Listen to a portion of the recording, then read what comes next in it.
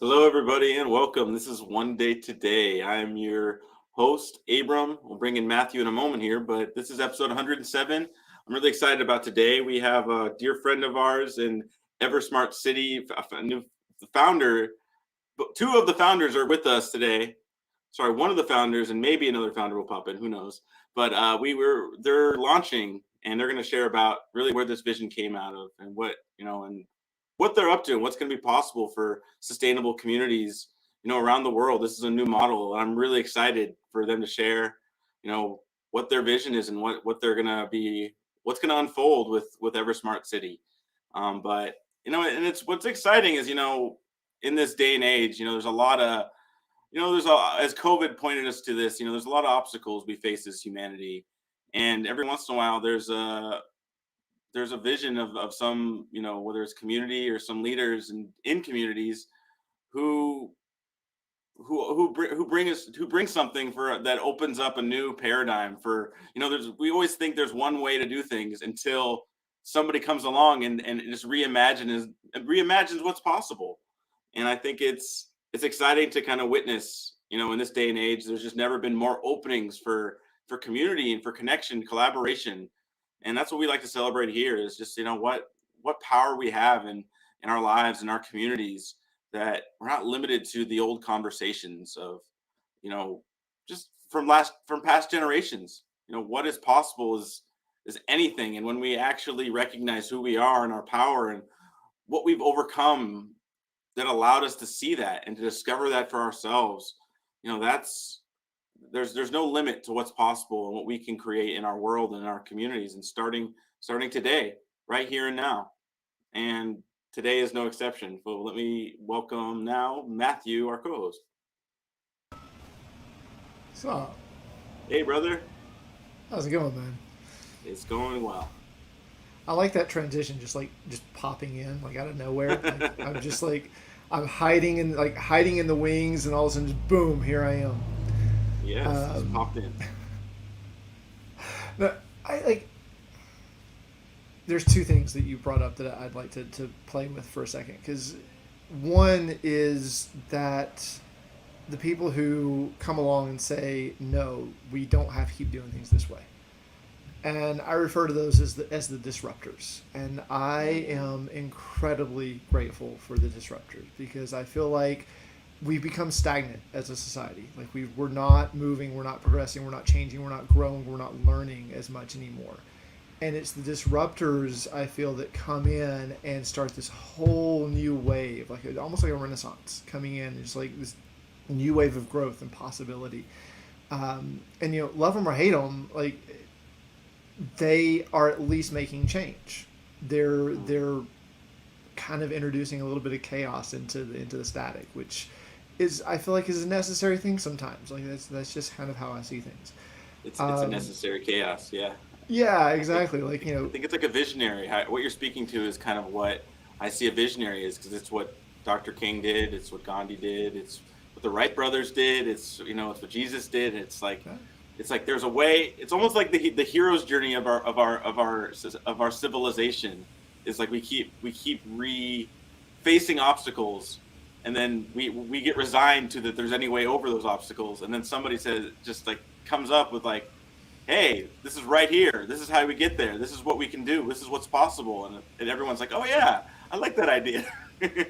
yeah, it's almost like there's like people just get stuck in this mode of that's not possible because people have said it's not possible for 500 years, and then all of a sudden someone comes along and goes, well, have you actually tried it?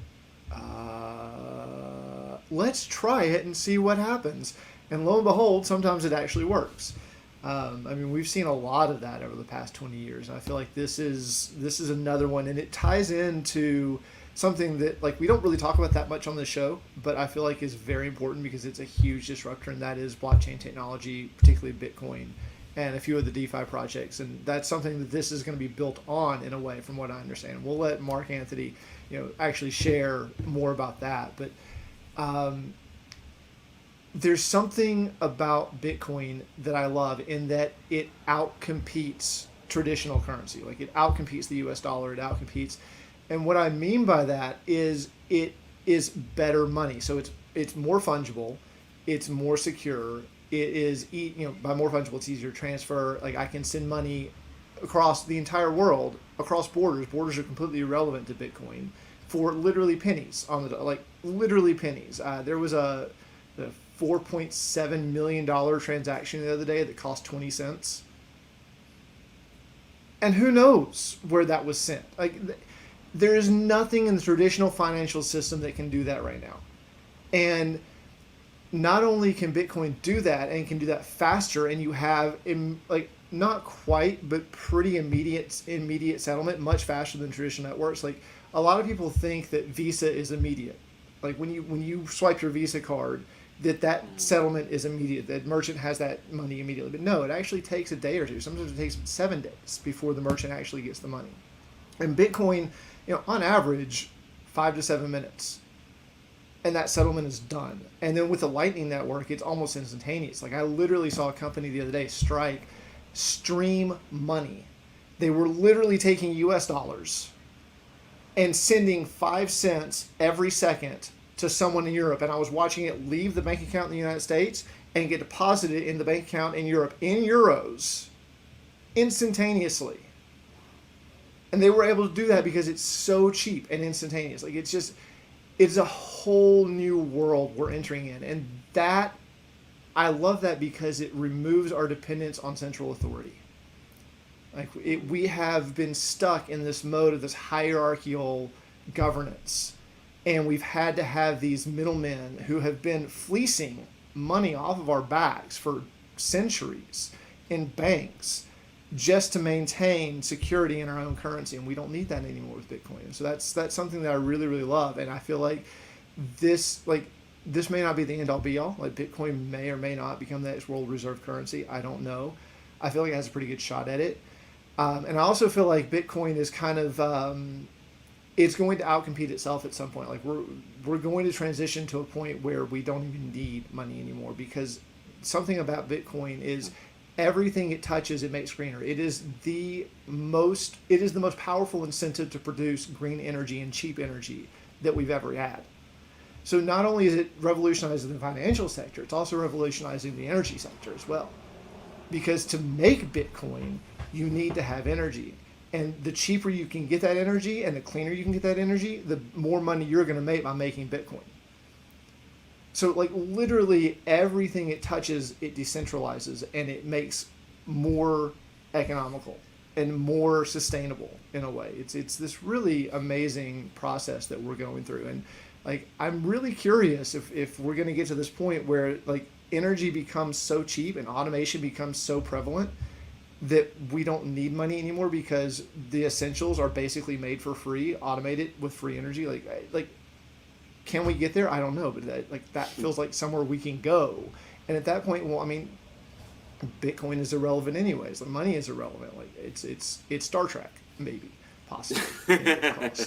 Yeah, well, I love everything you said, and I think that's that's why I'm excited to have Mark Anthony with us. It's like these are pioneers of this new frontier of what's possible with, not without the limitations of the old systems. And like, why should we limit ourselves to the things that we threw our obstacles in our own path?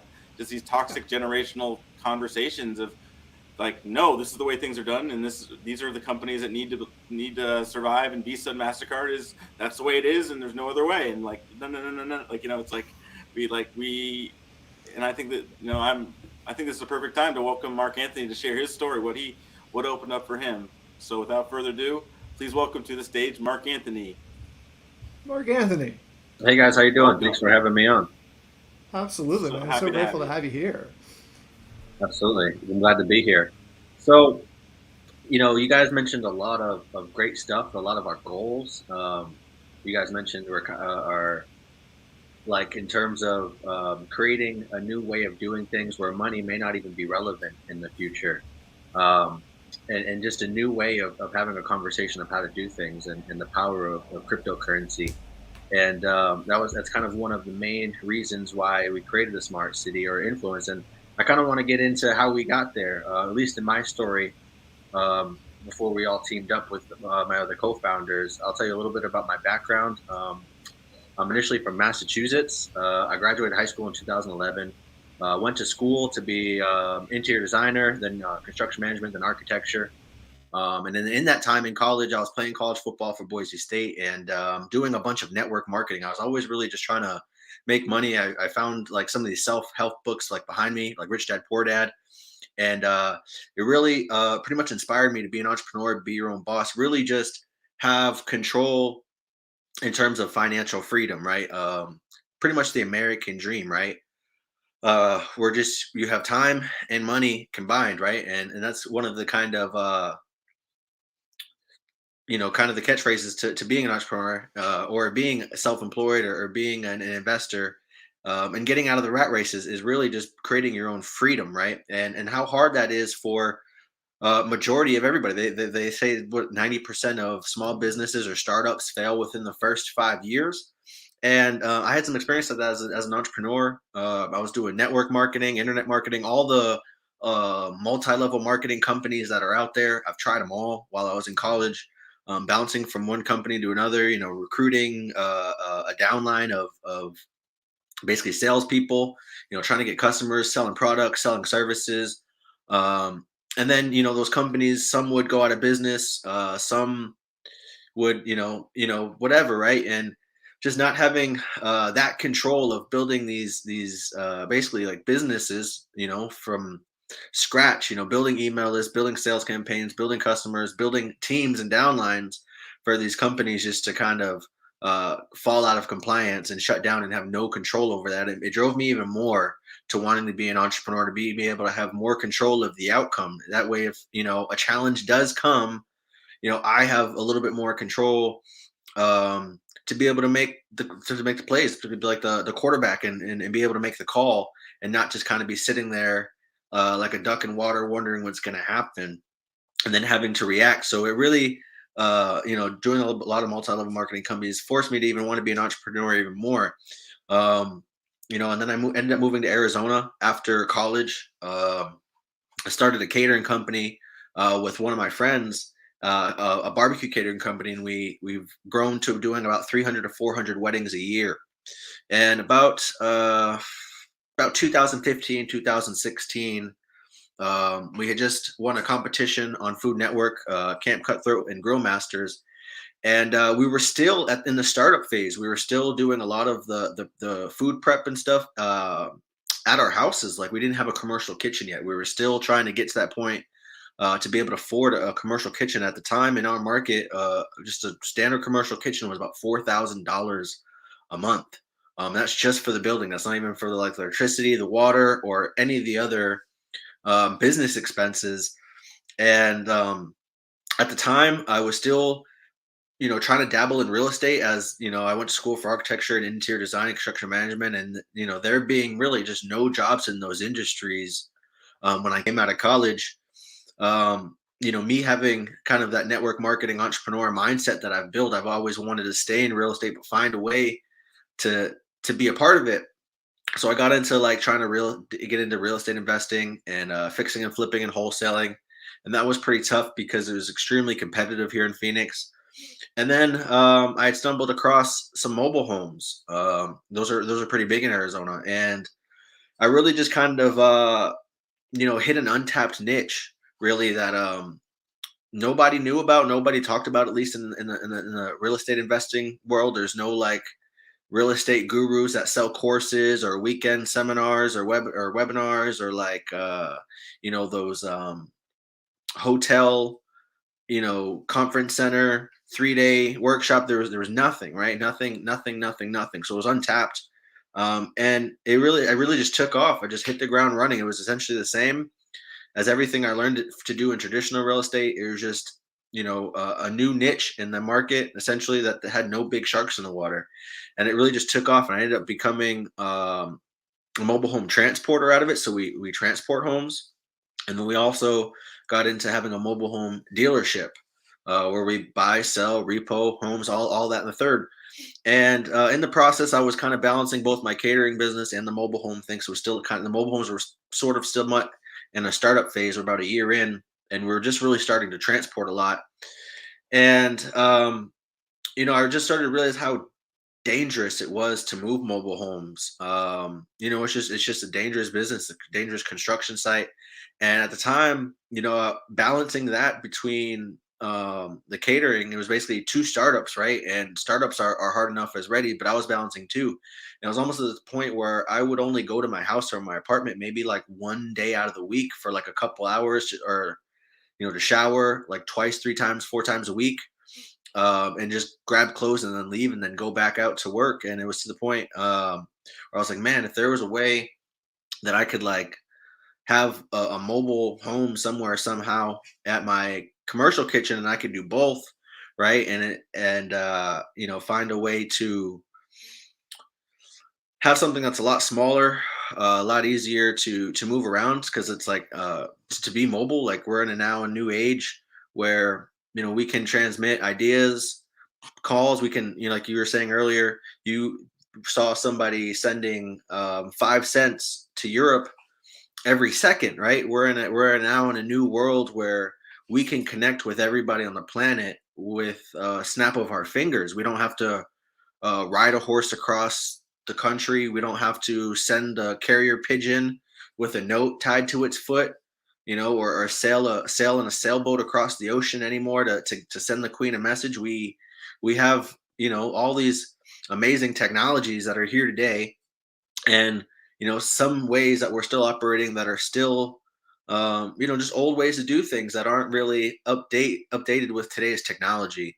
And so I saw a challenge and an opportunity. I wanted to basically create an environment, create a way for not just myself, but even people like me, other small business, other entrepreneurs. I started to think, man, how does any small business get up and going? How is any small business able to afford like a commercial storefront in their first 5 years? They barely even have a customer, let alone a sign to hang above the door yet. Like they're just starting. So how do they do it? So, you know, um, with my architecture background, I was fairly familiar with shipping container homes. I always thought those were really cool. And when I got into the mobile home moving, it just seemed like it was the perfect solution for something that's stronger, safer, more durable, lasts longer.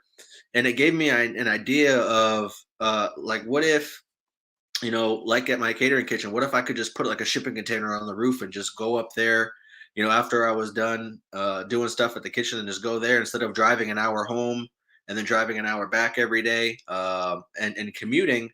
What if there was a way to make this more feasible, to save time, expenses? And what if there was a way to create an opportunity like this for all entrepreneurs, all small business owners? And so that's where I started to come up with the idea, okay, what if we took a mobile home park, took out all the mobile homes and replaced them with shipping containers and allowed people to buy the unit, right? The actual mobile home, but then lease it from the park, the community of the land, and then be able to have a storefront on the bottom and their home above. And then kind of ways to allow them to focus more on their contribution, more on their purpose, more on their passion, and less on their paycheck. I always um, had this quote above my bed from the Dalai Lama that every person came into this life for a specific reason and purpose, and that it's our job to find that and fulfill it. And if we don't, not only do we personally suffer because we're not fulfilling our dreams or our passions, or we're not living a life that fulfills us, but we're also hurting the rest of the world, the rest of the planet, the rest of humanity, because they might not be able to really reap the benefits of our gifts. What if we become a famous songwriter who saves somebody through some hard times because they listen to your song? What if we're somebody who can cure cancer? What if there's somebody who can come up with new ideas and new technology that can change the way humanity interacts with each other, or advances us in technology? So I always see now in this in this society today is like what they call the rat race. Everybody kind of just trying to survive, doing what they can, just the bare minimum, putting their dreams on the back burner as if they're not even real or possible, just so they can survive, right? They don't even want to take the risk or take the chance to go chase their dreams because it's too risky, it's too scary, it's too hard. It's easier just to go find a job and just make it paycheck to paycheck. And for me, I'm a very spiritual person. To me, that makes me feel like the world is suffering. So I wanted to create a way or an opportunity or an environment to allow people to have a better opportunity to chase their dreams, to follow their passions, to focus on their purpose. And that's where we came up with the idea of the smart city, where people could own their own home and their storefront, and it be mobile. They can pick up their home and their store and move it anywhere in the world, on a train, on a plane, on a crane, on a truck, right? Boat, helicopter, any which way, and then to build a sustainable community for them to be in, one that's powered by solar, so they don't necessarily have to pay for energy. One that we can grow all of our own food in our own greenhouses, and the greenhouses are powered by our solar, so it doesn't cost us anything to grow food for the community or surrounding.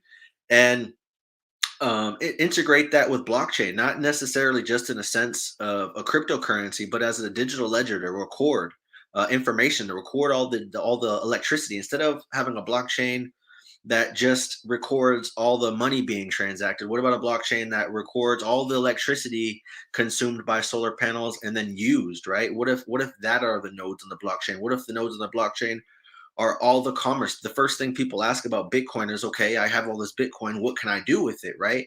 We wanted to create a way to integrate blockchain in our everyday life, to show as many different ways on what people can do with blockchain, that are things that we're already doing, that if we just upgraded the technology, upgraded the software, and just implemented it, it would be an easier and smoother way for us to operate. And we're really just trying to create this new dialogue on collaboration over competition. If we created a community where everybody collaborated, everybody shared electricity, everybody shared the food, everybody shared the resources, people would have a better chance to focus on their contribution, focus on their purpose, focus on their passions, and less so much on making profits and collecting paychecks, and potentially losing focus of what they're meant to be and who they're meant to be when they come here into this life, and really take full advantage of the opportunity that we have to live, and not waste it. And so that was the primary purpose for the smart city, is just to help, right, at least start the transition of a new way of thinking, a new way of collaborating with each other, to create a better stewardship of the planet and of each other, to allow people to live a more fulfilled life, um, in the grand scheme of things. And so we've been working on that for the past now 2-3 years, and through all the planning and partnerships that we've made, it's pretty much ready to launch. We're at that phase now. We're ready to start, opening it up and telling the word about it, and all the progress and all the partnerships we've made, and all the pretty much solutions that we were able to create, for different problems. And we wanted to share it with everybody, and allow everybody to contribute, everybody to collaborate, and everybody to help, build this new conversation of collaboration, and how we can really work together as humanity that's borderless, like you said, with Bitcoin or cryptocurrencies or blockchain, that there's less government control, and it just gives control to the people, that allows us to really make our own decisions, and hold our fate in our future, or hold the future of our fate in our own hands. And that's it's pretty much like the nuts and bolts of it. That's Wow, beautiful, man. that's awesome. Thank you for sharing all of that, Mark Anthony.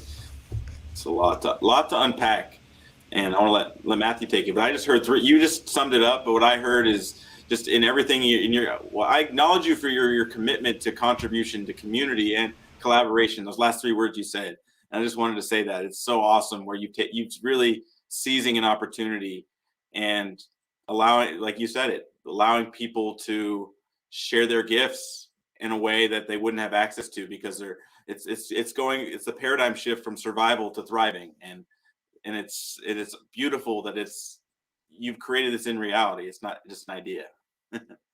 Yeah. a lot of work, a lot of strategic partnerships with people who are doing beautiful things. Luckily, every technology, everything that we've implemented in the city are things that are already being done today. There's already companies, multiple companies, doing different aspects, doing different elements. We're just bringing them all together in one place to kind of just bring the best elements of all the good things that are going on in the world into one place, to really just create the best opportunity for the communities, for people. Yeah, and that's there's so much that what you said like resonated. I actually got chills listening to some of it because I'm in that struggle. Like I've been in that struggle, and I get it. I took it a different direction. Like I became a renunciant and literally walked away from society entirely for about 10, almost 15 years now. And I'm just starting to come back in. Like I'm just coming to a point where it feels appropriate to jump back into it. But there's something about community that really resonates with me. And to me, community starts with vision. Like it's the vision of the community that actually brings people in and binds people together and makes them willing to cooperate and to compromise instead of arguing and getting lost in ego and demanding they create their own thing.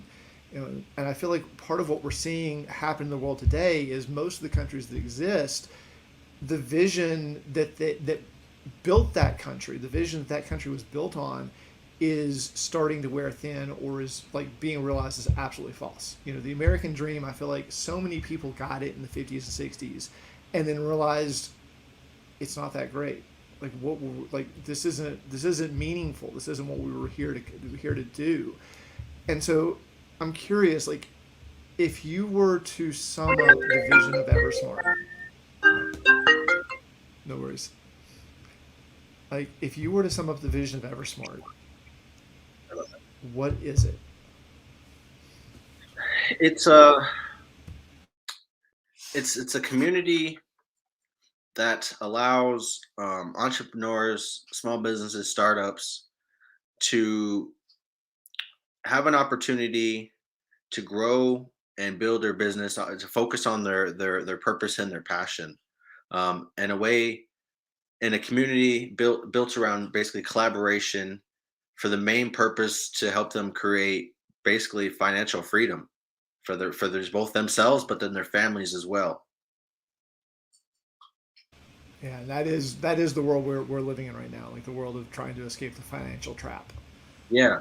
And one thing, like you said earlier, is really just pretty much neglect the need for money. If we can create a community that grows its own food, grows its own electricity, and we can use that electricity for other things that can generate money, like say Bitcoin mining. We have all this electricity, we can do stuff like that. We can do other things that can help offset their need to produce money, meaning that they won't necessarily need to be making that much money to survive if their basic needs, their I would say, uh, I forget what it was called. Winslow's hierarchy of principles. Basically, if we can supply Maslow's, Maslow's hierarchy of yeah, needs, we can supply their basic needs: shelter, food, electricity, water. Basically, to the point where it doesn't cost them anything. They're not paying all these bills. They can essentially just focus on their main contribution, their main purpose, and not so much on the money. Meaning that we can almost not. I'm not going to say delete the need for money, but the actual need for money won't be there as much because their basic needs will already be met. And yeah, that's one of the main goals, is that people are losing sight of their life because of the kind of society that we live in, or the world that we live in, where we just need money to live, right? And that wasn't always the way, and it doesn't necessarily need to be the way in the future if we find a new way uh, to really collaborate and work with each other, where everybody can win. And it's not like, not that the not that it's a capitalist or non-capitalist or whatever you want to call it type of thing, but where just the need for money isn't necessarily there. We can supply the basic needs of life, food, water, shelter, electricity, and not have it, be at the cost of blood, sweat, and tears. Yeah. so that brings up point number two, which I think it's James Treacle who actually coined this term, workism. And the way he defined it was working only as an excuse to give people money, which is like that's what feels like a lot of jobs are these days. Like they're literally make work. They don't need to be done, and they only exist as an excuse to give people money they need to survive. And a lot of this came out of like it's amazing to me how much of our culture has been built upon these really basic root assumptions. Like this one in particular, when Paul was writing to the church at Thessalonia, and because they were complaining like, well, we've got all these people coming in that are living here for free, but they're not actually contributing, they're not working, and Paul just very simply says, well, if a man doesn't work, neither shall he eat. And that was valid in that context. Yeah. But that doesn't apply now. And but like that phrase, if a man doesn't work, neither shall he eat, has literally defined the last 2,000 years of our lives. Exactly. And it's become so strong that like people's identity are their jobs. Like they don't know who or what they are without a job. And so like when someone like you comes up and offers this alternative vision and says, look, we're going to do our best to provide the basic needs. You just get to create whatever you want to create. I feel like that terrifies a lot of people because like they don't know what that means. They don't know what that looks like. Like I wonder if you've sat with that at all and where you're at with it right now. Like what are some of the things that Eversmart is doing, or are you doing? Like, do you even feel like that's necessary? Are you just inviting people who are just ready to work, like to build the city? Like, yeah, it's kind of both ways. So I'll bring up the people first that you mentioned, the people that could be scared, right?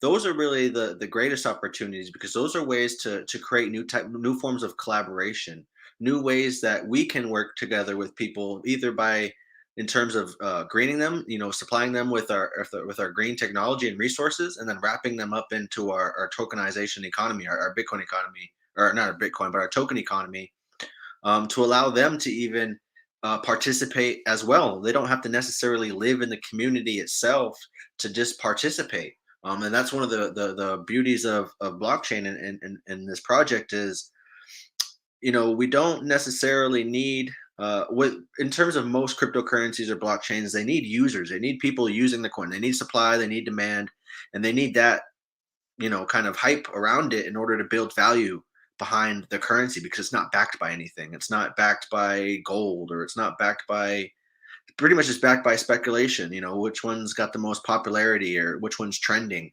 right? But with our project, it's backed by multiple things. It's backed by the energy we produce. It's backed by the food we produce. It's backed by the homes that we build and sell and provide. People are also going to be able to purchase their homes on that same blockchain. It's going to be backed by all the commerce, the products and the services that the community members produce in their stores that they are able to sell to other people in the community that come and participate, that come and shop at their stores or use their products or services. The community is backed by all that as well. And that's just this first city. That's not even including all the other cities that we do in the United States and the other ones that we're doing nationwide. And, it even opens up existing to developments that already have residents. They might necessarily not have their own storefront, all the other stuff, but we can still supply them with our green technology and wrap them up. That we can put solar panels or renewable energy so they can produce their energy as an apartment complex or a shopping plaza or whatever type of real estate development, and still be wrapped in and participate in our token economy as well. So it creates for people that or organizations or groups that might be fearful of this new idea, it really creates a new opportunity for a new way of collaboration, a new way for them to add another way to produce income if that's their motto, a new way for them to be able to generate income really in an extra way. It doesn't take anything from them, it just adds to them, right? So that's a really unique opportunity there, as well as when it comes to as people are going to live in the community. There's I could probably just speak for Arizona alone because it's the only city I've done the actual research on, but there's over 3,000 small business owners in the state of Arizona that don't have commercial lease space. And that's just here. We're not talking about nationwide. There's over um, 15 million small businesses in the United States. How many of those actually have their own brick and mortar? I haven't done the research, but in Arizona, there's over 3,000 of those small businesses that don't actually have a brick and mortar. People who want an opportunity, but the opportunities aren't there for them. They're too far out of reach, either financially or legally. They don't have the license, the bonds, all that other documentation. Those are things that our nonprofit can help them with as a small business and a startup, that we can help them get compliant, get loans, help them launch their business. Our biggest goal is to enable people to their power, to help them grow, right? That's the biggest thing that we want to see out of everybody, is just their own growth and whatever journey that they take, and just really just to provide the path for somebody to take. Yeah, that's so beautiful. And I mean, there's so much into that you open up with, like, just bringing this vision to life. And one thing that keeps just when you brought up when Maslow's hierarchy of needs came up, it kind of it made me recognize you've kind of recontextualized that. The first, if everyone's familiar with the pyramid, it's physiological needs is like food, air, water, and then the second one's safety. And I feel like you've added like a sense of contribution and community and purpose. And it's like almost like, if we do those things just to survive, like almost like, what's the point?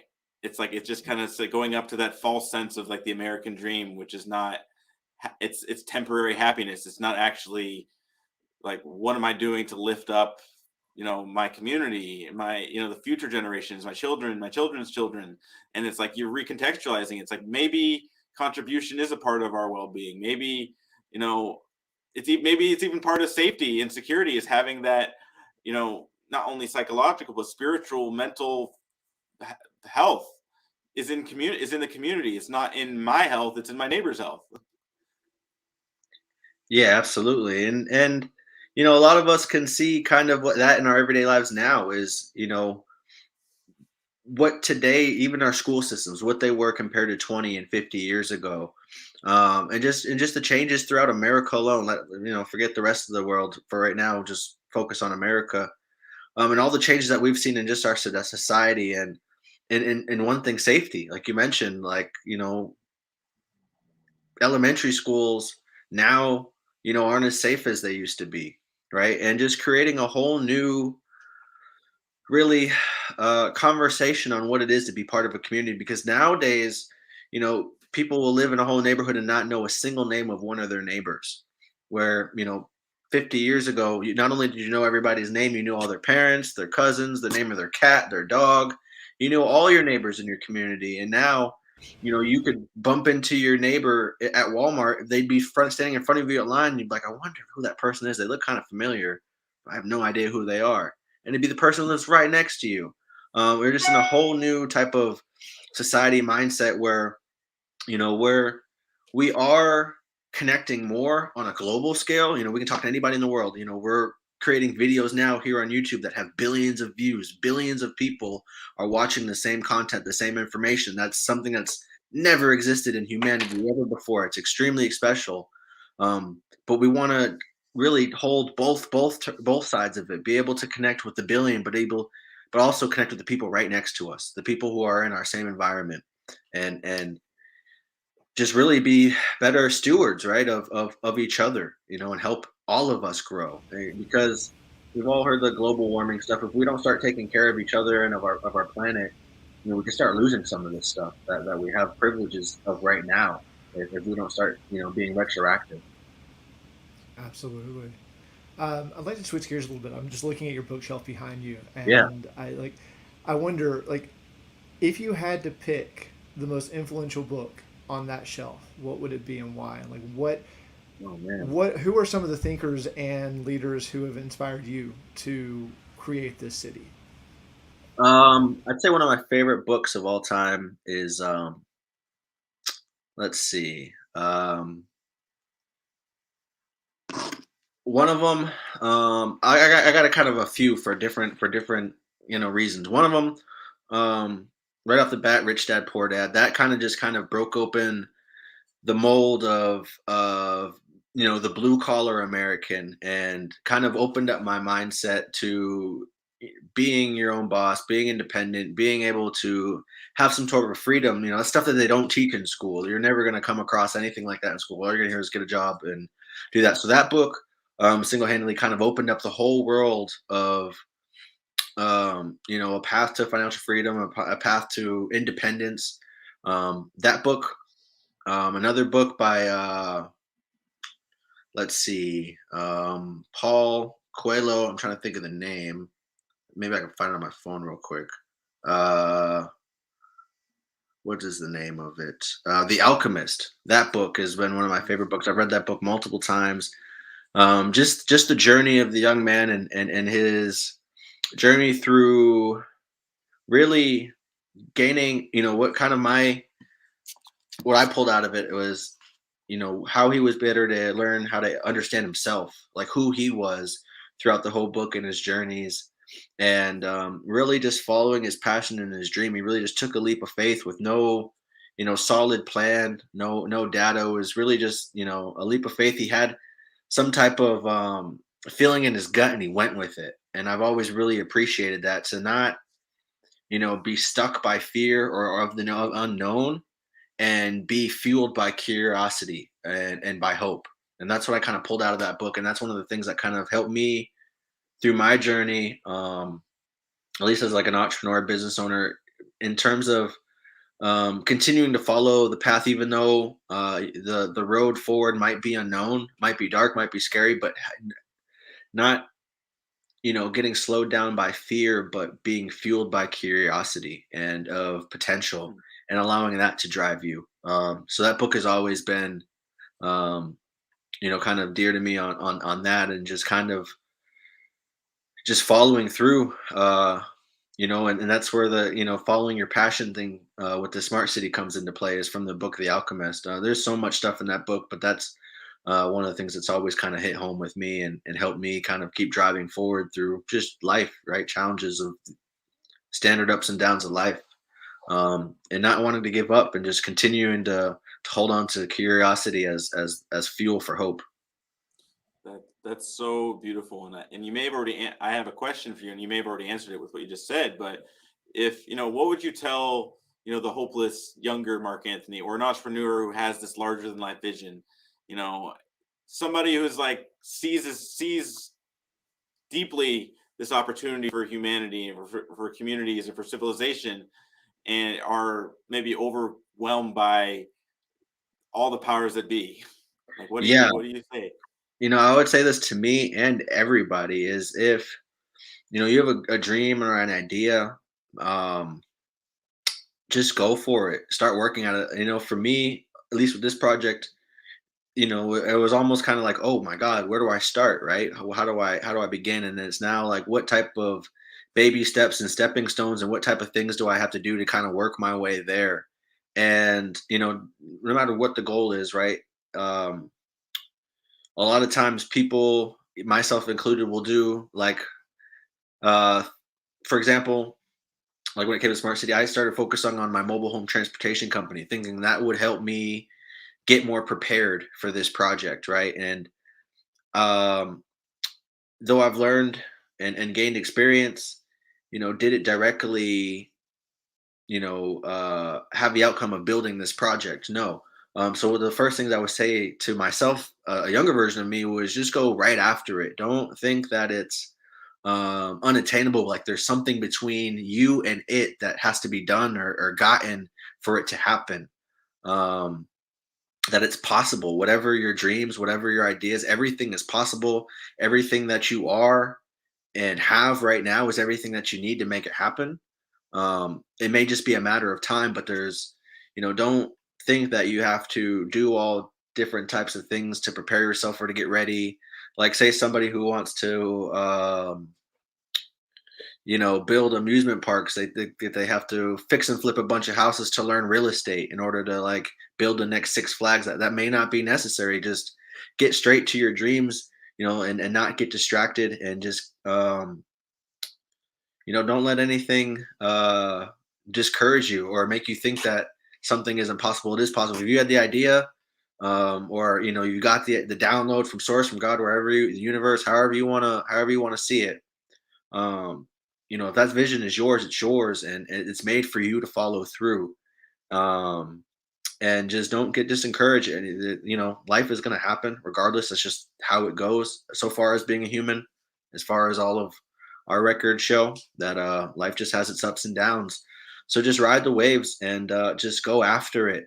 There's going to be people who are on the same vibration as you, who are going to want to see this dream come through just as big as you do. And find ways to collaborate and partner with people that are on the same frequency, on the same vibrations, and figure out how, again, collaboration can make a better tomorrow instead of competing.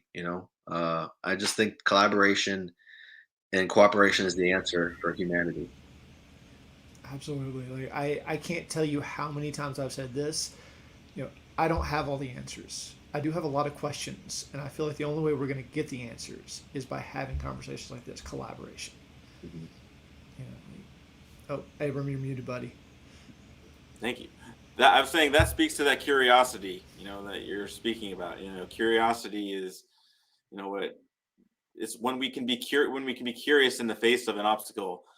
That's where we go from being resigned to the obstacle of that you were facing when you had this vision. It's like you could have as easily, Mark Anthony, just gone like, "Yep, there's nothing I could do.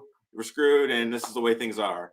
But you were curious, and you seized that opportunity, and you kept feeding that curiosity, and you attracted people who wanted to join. And I think this is a perfect time to welcome. We have a special guest with us. I almost blew the surprise, and maybe I did, but with us we have Sophia Livas. Hi, Sophia. Hi. I gotta ask, did I give it? Did Sophia was? I totally wasn't supposed to tell you, and I did, Oh my gosh, what a treat to have one of our founders, the heart and soul of the Eversmart City Project, just talk about it. It was just incredible listening to it. I was popping in different rooms and interacting with people. So you guys can get a sense of what's at the heart of what we're building and doing by listening to Mark. He's accountable for all of the real estate development. You can see how passionate he is about insisting that entrepreneurs thrive, and that there's just a much more lucrative way of going about sustainable development and building in this collaborative manner. So it was just fantastic to hear it. I want to live there. I want to build that project. I want to be on that project. I'm very, very curious. If you want to bring the next one to Hawaii, I'm totally down for that. We will be there. We will be there. Nice. So you're getting ready for the launch. Like, this is getting ready to go in 2 days now? Is that what I heard? It's coming up. So we'll be launching the funding portal. We should say that the seed round funding portal will be opening up. And I'll go ahead and throw that in all the different medias, but it's going to be, so that'll be for accredited investors. There you go. Thank you. Look at magic right there, right there. There we go. So go to eversmart.city and you can get on the hot sheet list. So we're allowing accredited investors to get a 48 hours sneak peek before the public can join. So if you're an accredited investor, take a look at that. And and stay tuned on that website, because everything that we're doing as we go through, we're going to be in the spirit of blockchain, transparent, and letting people know our NFT is launching soon. So we're going to have founders NFTs that are going out. They're a collector's item. There's only going to be about 2,000 of them that get sold. And it's kind of like a DAO. You're actually going to have voting rights and privileges and input to the building of the city as we're doing it. So they're very coveted in that sense. And just really quick, for those of you who don't know, a DAO, DAO, Distributed Autonomous Organization. It is basically a way of running a company without having a company. It's kind of beautiful because you can be anywhere and everywhere. And I didn't realize this was actually set up as a DAO. So, can you guys speak a bit more about that? Like, what's the organizational structure? There's parts of it, right? And that part happens to be that NFT happens to be part of the DAO, where we allow the people to say how it goes. So, and look at you've been brushing up. oh, this is like it's not kind of my bread and butter. I read Satoshi's white paper like when he released it back in 2009. I've been on this like since day one, and I love that it's actually starting to translate into the physical world. Like we're actually starting to see. I think the first NFT deed actually just happened not too long ago. Yep, real estate. I mean, if you think about it this way, this is the most simple way to think about NFTs. NFTs are proof of ownership. So anything that can be owned can be sold as an NFT.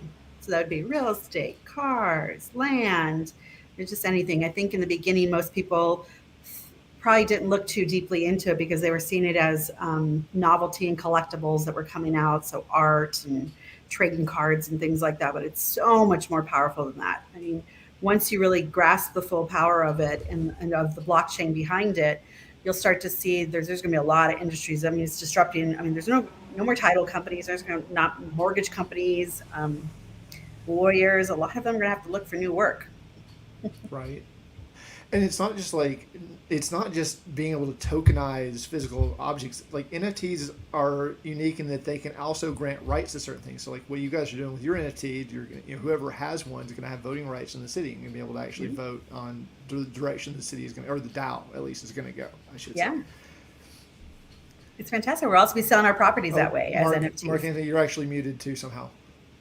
Oh, okay, yeah. So like I said, I was going to say our residents have certain NFTs that will have, say, more heavy voting rights compared to the surrounding community that doesn't live in the community. They'll have different NFTs, but they'll both have voting rights on different things that come up in the community, different events, and like we'll have a lot of rewards programs and incentives. So they'll have different voting rights just on different things that we're going to outroll and when, and they'll have basically an opportunity to participate and help kind of lead this going on. We really just want a way for everybody to participate in the sense of, everybody have the opportunity to take advantage of the technology and the resources that this project provides. We don't want to kind of hold it out from anybody. We want to just bring it to the world so everybody has an even playing field. So something that just came up. I'm going to throw this out there. I don't know if you guys have even heard of it, but something I've really been looking at as a way to help large groups come to consensus is a program called Unanimous Ai. Are you familiar with this one? No. No. So Unanimous Ai is it's a collaboration between humans and artificial intelligence. And it basically is a consensus. In terms of most cryptocurrencies, consensus determiner, I guess.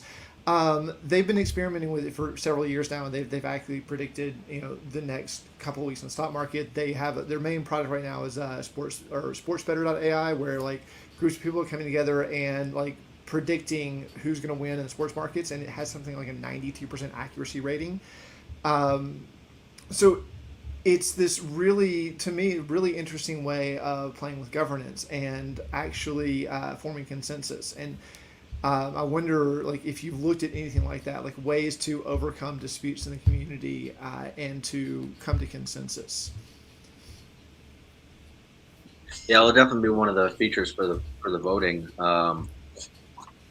Either through the board member, it depends on like what we'll be voting for and the level. But I mean, we'll have a board member, members, as well as community. So it's kind of like a community land trust where there's kind of three levels of participants in a community land trust. There's the residents that live there. There's the board that help manage operations and facilitate different events and procedures that happen. And then there's the surrounding community that participates and lives just outside and near. So our community is going to be the same thing. It's not just closed off to people who live there.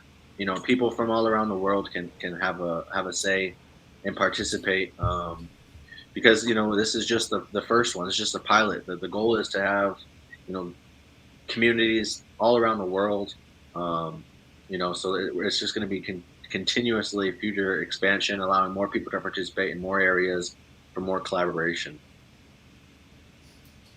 I love that. I mean, that's what this just keeps coming back to that. It's this community of collaboration, like what's possible when we actually have, the building blocks of where we live contribute to each other, and like just like how our own gifts are what we focus on, and we're sharing and receiving, and having that. It is such a beautiful thing to imagine, and I'm just inspiring that, you know over the last 3 years, how you both been grinding and taking this vision and bringing it into fruition. Is just inspiring to watch you, Sophia, and Mark Anthony. I'm just inspired by you following through and having the wherewithal and the willpower to take this huge obstacle and to make it an even bigger opportunity. And it's like it's only going to snowball, and I'm just thrilled to see what's going to come out of Eversmart City, and all the stuff, everything that it touches. It's not only going to be real estate.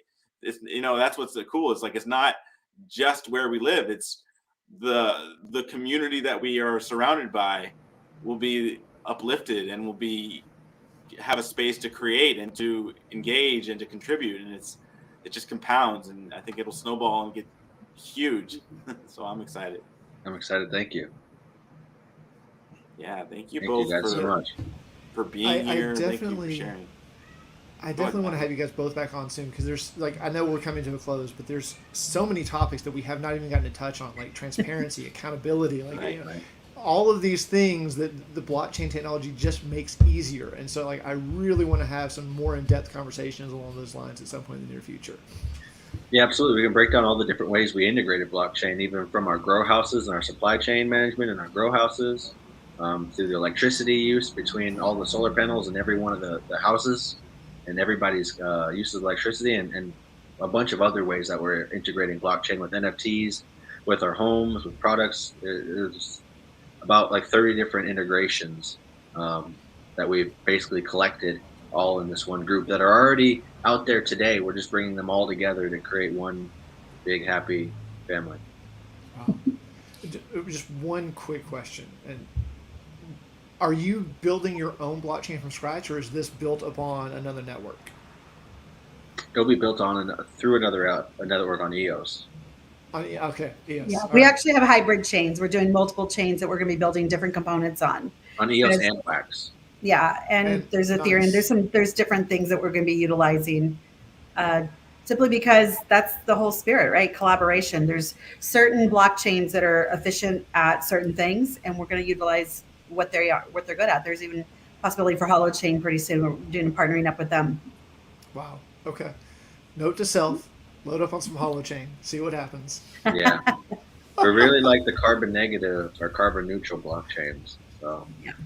that feeds the purpose of our project as well. It's in alignment with our green initiative. So Beautiful. Yeah. Oh, beautiful. Just like what Matthew was saying at the beginning, that's another side opportunity, is how we are how we are financially driven to make power more efficient, and green technology will only thrive like that when we have the environment to have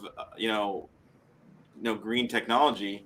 It will only I just see this as compounding, and more impact, and more thriving, and I think this is a beautiful thing. So thank you both for being with us and sharing about you're bringing this vision to reality, and I'm so congratulations on launching, and to be in this new space. I'm sure you're excited, and thank you for sharing with us all, and definitely we want to have you back and report back with the new exciting updates. definitely will. Thank you. Thank you both. Thank you, Sophia and Mark Anthony. I want to take an opportunity now to invite you at home to share your gift. I would assert you have a unique gift, a unique experience in your life, something that you faced, that you've overcome, that have allowed you to discover yourself. Maybe it's a vision. Maybe it's a creative art form. Maybe it's something that is just driving force, in your heart, that you was always there, but until you overcame what you faced, you found the power, you found the courage to discover and to stand for that vision. And we want to hear your story. We want you to share the gift that you are, and we invite you to be on this virtual stage. And part of what we're here for, this is our one-day mission, is bringing you and me and communities together in joyous celebration, unifying humanity in our diversity to create a better world for us all. And this is what we're about. Our vision is humanity rising in a connected world, with each person's unique contributions being valued and magnified through a higher level of collaboration, producing unprecedented new realms of possibility. Mark Anthony and Sophia in Eversmart City, we look forward to hearing back from you. I love you all. We'll see you next week.